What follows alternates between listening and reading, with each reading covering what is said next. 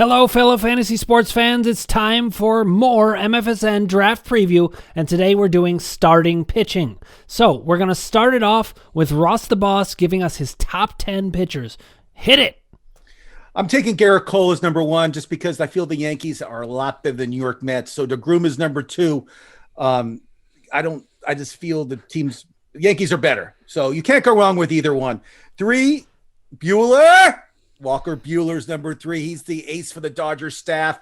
He looks great. I like him a lot. Number 4 is the Cy Young winner of the National League, Trevor Bauer. He signed that huge deal for the Dodgers. You can't go wrong with any of these 4. So if you draft any of these 4 guys, they're your ace. You're in great shape.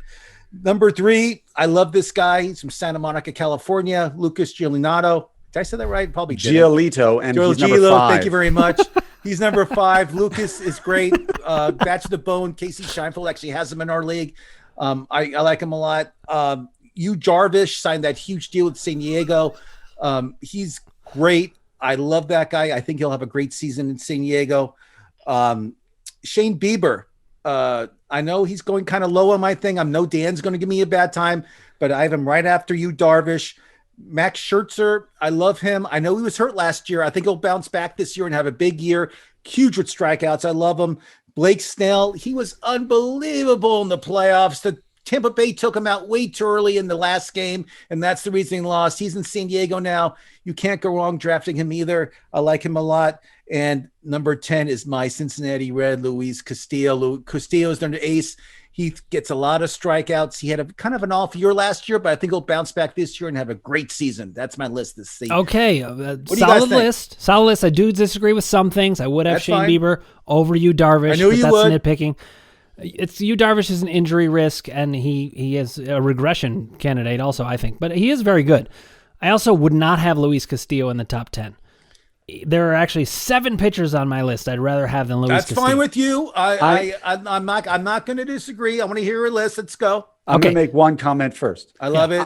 I wouldn't have Walker Buehler up that high. I agree he's a stud. His stuff is nasty, but they don't they're going to have him on an innings limit. And when you're drafting a top pitcher like that, you need somebody who's going to get you 180 to 200 innings. Kasey, I would actually have Shane Bieber in Walker Buehler's spot. Let me give you a clue what pitchers in the old days. Nolan Ryan had no limit. Bob Gibson had no limit.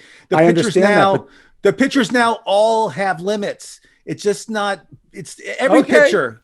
They do, but I agree with Kasey. Shane Bieber I think should be over Walker Buehler. I also think Cleveland fan. It's fine. I want to hear your list. I want to hear this. Wait, Giolito he did win the Cy Young, didn't he? Who? Yeah, Shane Bieber won the Cy Young, and Giolito should be above Buehler, but just barely. And Bauer should be lower. That's your opinion. I like Giolito. I saw him play in high school. I saw him play Little League. I know who this kid is. I'm friends with his family. It's fine, but just keep going. Okay, these are guys I would take over Luis Castillo. Aaron Nola, Jack Flaherty. Okay, this is your list. Clayton Kershaw. I know you don't like you're not a big fan of the guy, but and his strikeout numbers are certainly down from before, but he still puts up nasty numbers. Steven Strasburg. Tyler Glasnow. Strasburg is hurt. He was going to make my list, but then his health is questionable, so that's the reason I had him down. I don't agree with that, but keep going. I can see that. Tyler Glasnow, I know he didn't have that great a year, but his strikeouts are just so insane that if he starts putting up the kind of numbers that he put up the season before, he could jump into the top 5. That guy's that good. Then you have a bit of a fall off. Zach Gallen is a really good pitcher. Great young pitcher. He could emerge to become an ace, but he's just the next tier. Sonny Gray, also a great pitcher, more of a value pick at this point. Jose Barrios, huge upside. He's never quite put it together, so that's why he's down in this tier. Rounding it out, my last pitcher on the list I did not feel particularly comfortable with. We'll get into that in a second. But Carlos Carrasco I do feel comfortable with as a second-tier pitcher. Now on the Mets, I think he's going to do better there. Different than Lindor. Pitchers going to the Mets can do better. Hitters going to the Mets, usually worse.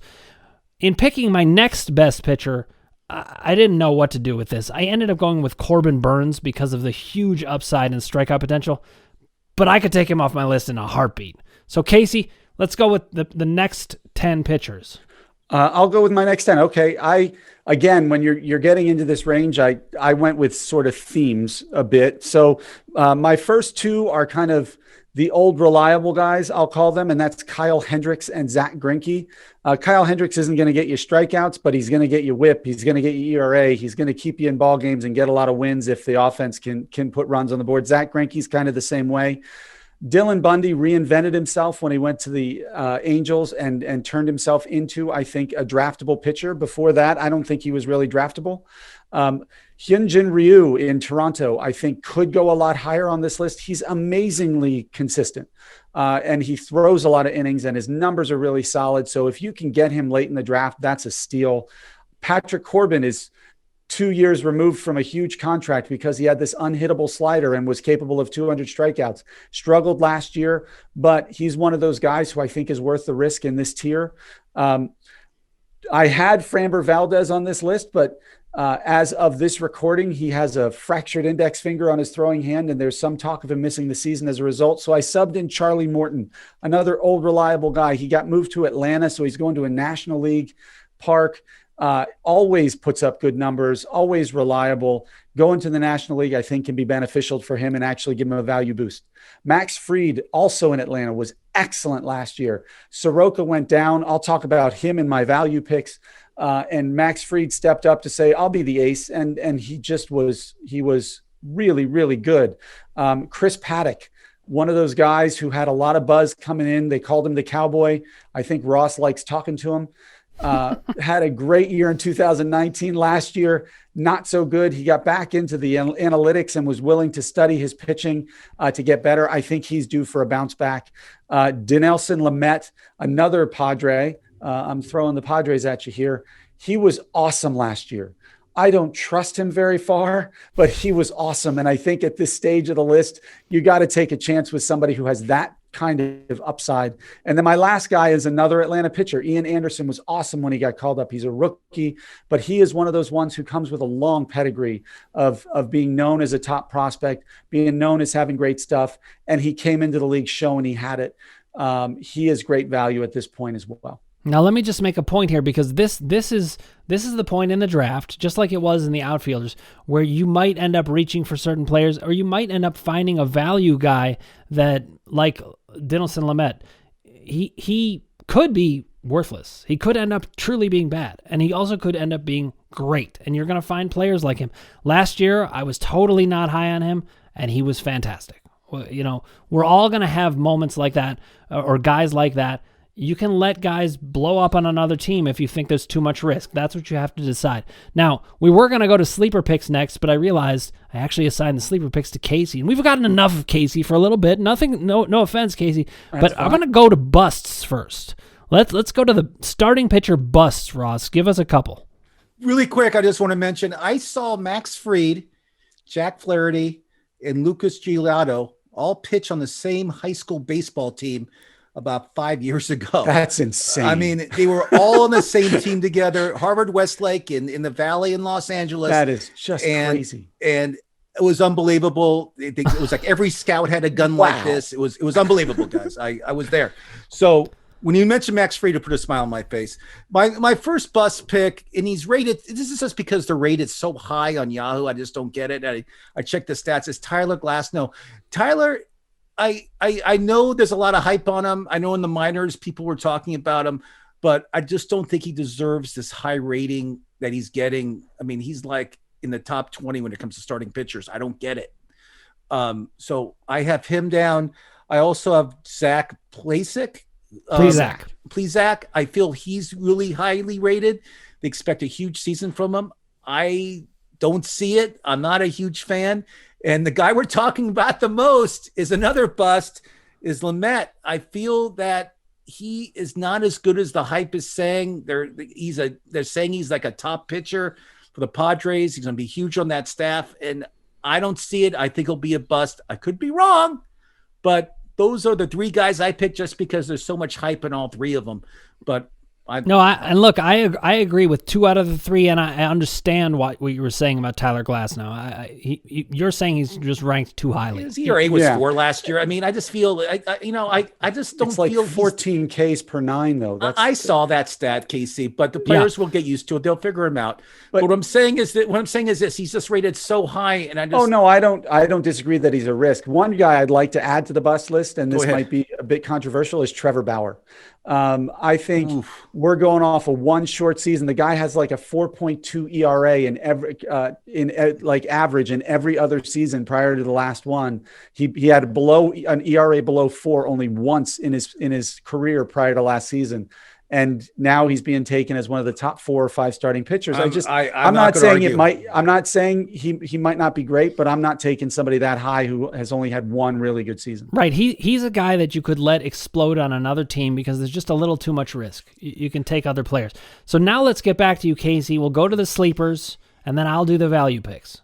Okay. I'm going to start with one who I mentioned in my first part, and I didn't talk about him on my tier, but I mentioned his name, and that's Mike Soroka. He's coming off of, I think he ruptured his Achilles at the start of the last season. He's supposed to be ready by the end of April. This is a guy who had a 2.68 ERA the year before in a full season. He's not a big strikeout guy, so he's not going to be one that's going to be the ace of your staff. I wouldn't take him very early, but he's one who's going to give you wins and ERA and WHIP.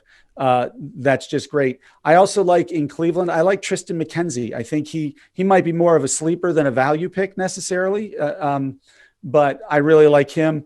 I like almost anybody on the Yankees other than Gerrit Cole is kind of one of those. It's one of you have Taillon, who's got wicked stuff, but he's coming off of a second Tommy John. You got the Klubot. You got Corey Kluber, who, if he's healthy, is how many Cy Youngs does he have? Kasey, why is Corey Kluber so low in the Yahoo ratings? I saw that, and because I think he's thrown 18 innings in the last calendar years. Well, not only that, but he was terrible in 2019. So he was bad in 2019 and injured in 2020. And then he got hurt, and then he got just hurt a big I was question. wondering that, and I wanted to ask you guys. I know with stats I saw him, but I thought he'd be a little higher rated. That's all. I also think somebody who can give you sneaky value is somebody who probably won't be rated. You might be able to get him off the waivers, and that's Taijuan Walker. He's always tantalized everybody with his stuff. He put it together in the short season last year. He went to the Mets, and as Dan mentioned earlier, going to the Mets is good for pitchers typically. I think he's somebody who you can get at the back end of your rotation who can give you solid numbers and a lot of innings as long as he stays healthy. I think that's great. So I'm going to go with some value picks. Now, remember, value picks could be just guys that where they're going in Yahoo, they should be going earlier. And it also could be veterans that, are just going too low. So Mackenzie Gore he's just a great pitcher in the making with the San Diego Padres.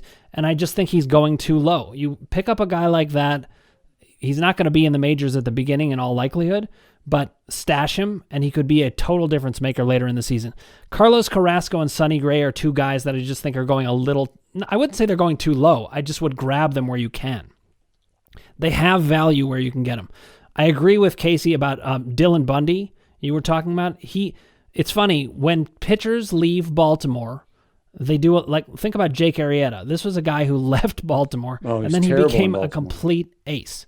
So Bundy, I think, is headed in that direction. I also like Jesus Luzardo with the Oakland A's. The Oakland A's don't usually have great pitching, so I'm not looking to him to be an ace, but he could be a solid number 3 pitcher.